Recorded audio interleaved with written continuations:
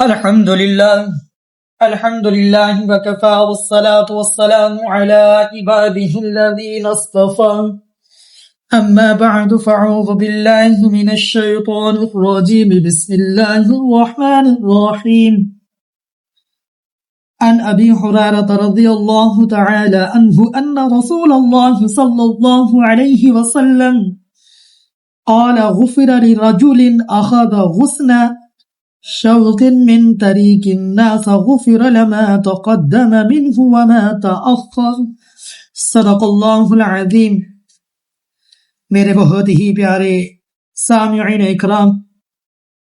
میرے اور آپ کے پیارے آقا مدنی کریم علی نبینا علیہ الصلوۃ والسلام کے بہت پیارے صحابی سیدنا ابو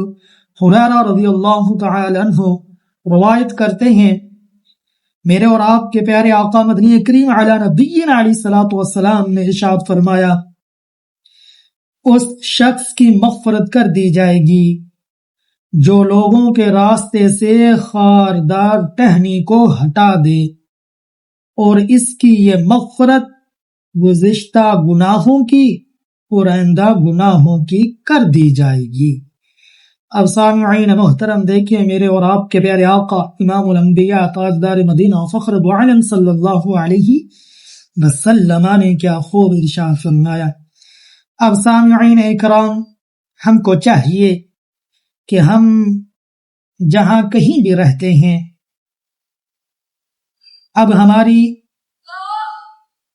ہمارے محلے کی گلی ہے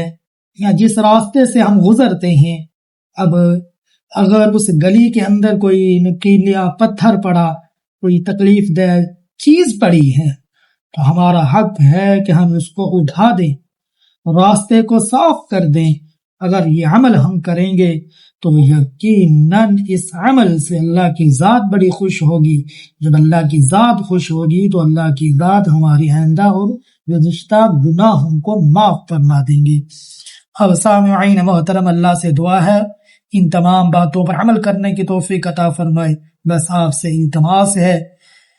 عرض ہے کہ سامعین اکرام ہمارے چینل کو سبسکرائب کریں، لائک کریں، شیئر کریں، بیل آئیکن پہ بٹن کو دبا دیں، زیادہ سے زیادہ ہماری ویڈیو کو شیئر کریں۔